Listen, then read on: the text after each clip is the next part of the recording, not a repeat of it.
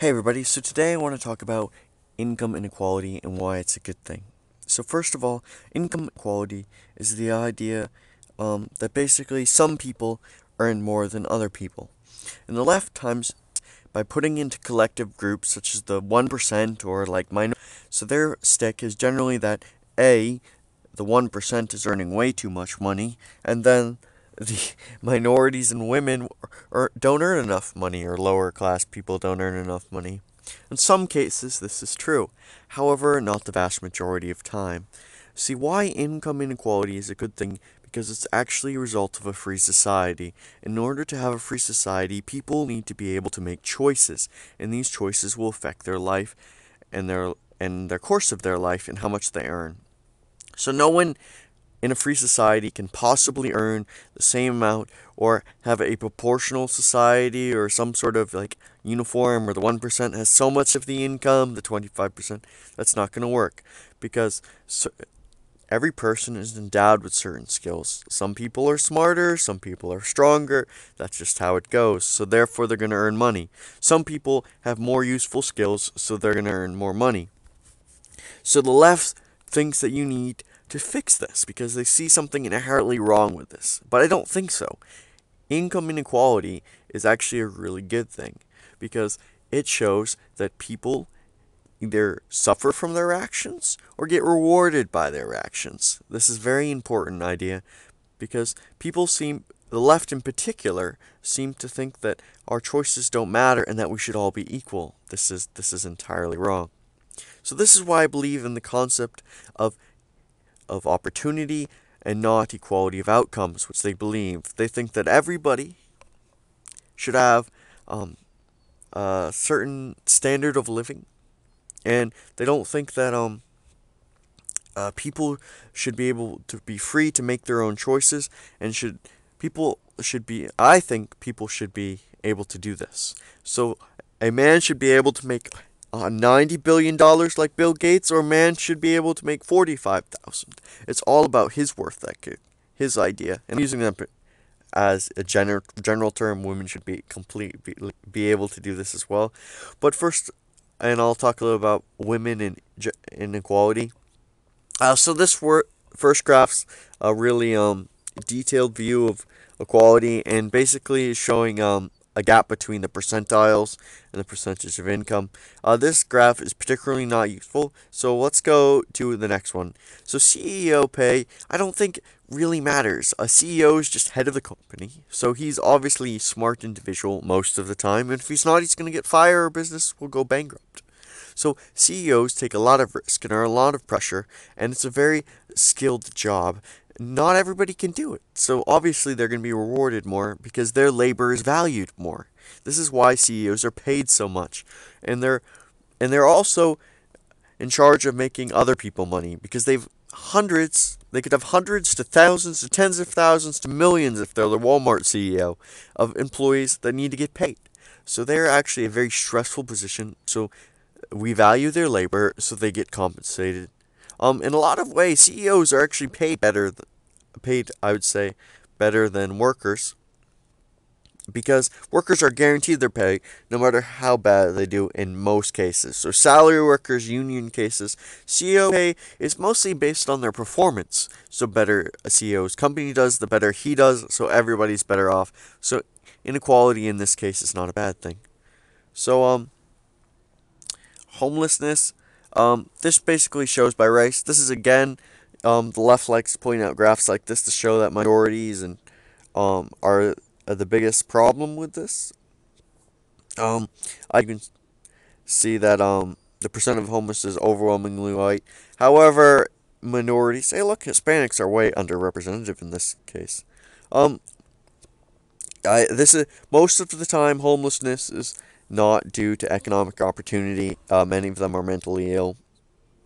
There's generally more issues. Some people want to be homeless, and the United States is capable of taking care of all the homeless on a private level at this current point.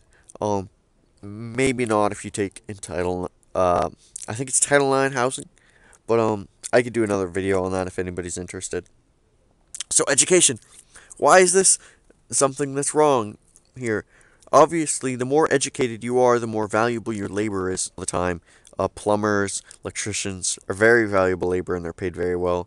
However, this is a choice. This is a voluntary choice. This is exactly what I said. It is your choice to take out loans and go to college. That's not someone else's choice. I shouldn't have to pay for you going to college. Next, the gender pay gap. This is just unequivocally false. Women will catch up with men if not pass them.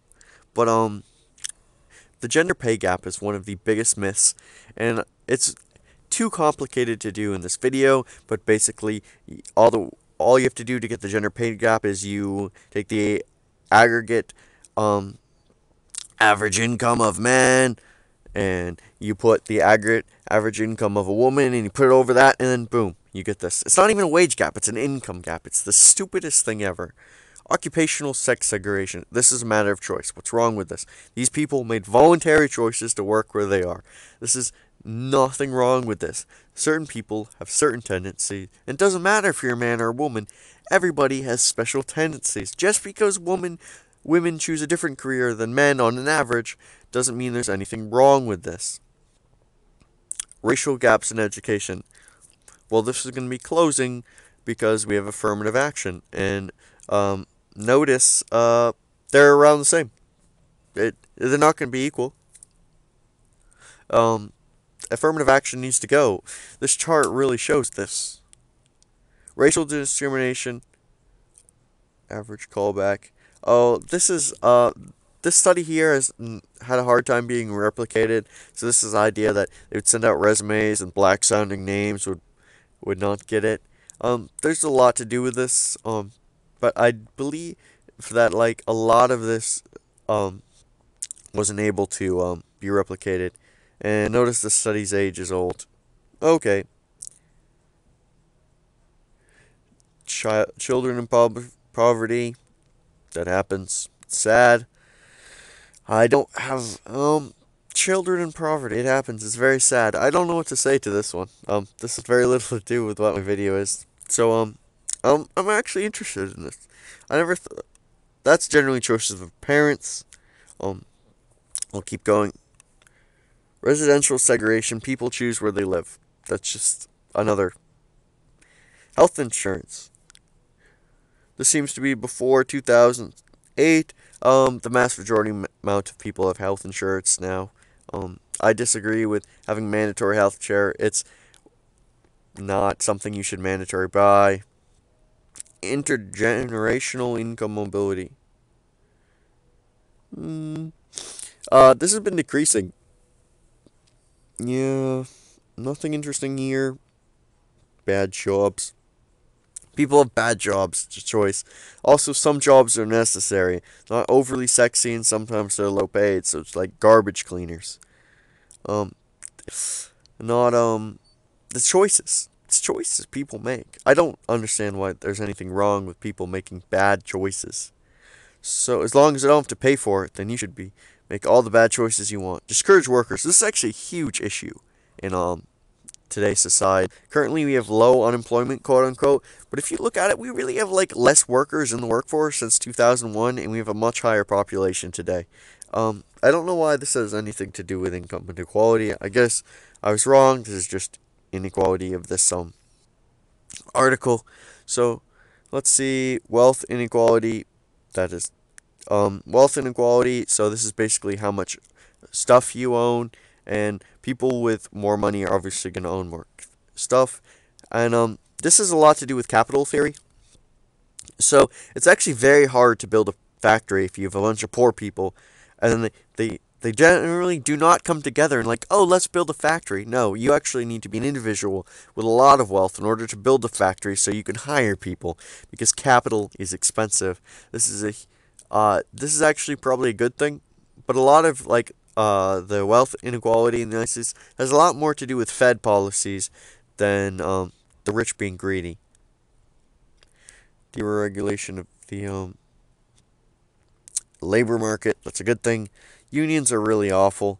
Collective bargain is really gone the gone out of style because it's really ineffective. Because the union, all that they generally just want more pay, and the businesses need to make money, and those things. If the unions are not working with the corporation to make more money, then the unions fail and the business will go under. So unions um, are not a good thing. In the average minimum wage, minimum wage is it just artificially inflates wages, and it's not a good thing. This is why, if you constantly have inflate a wage, then you're gonna have decrease in purchasing power. This is why the minimum wage is going down in purchasing power. It's actually remained stable and gone up recently. Immigrants obviously gonna have a greater income inequality than uh, people because they don't have their generational wealth. We that's a simple fact. Incarceration, well, if you didn't do crime, then you wouldn't be incarcerated. Simple story.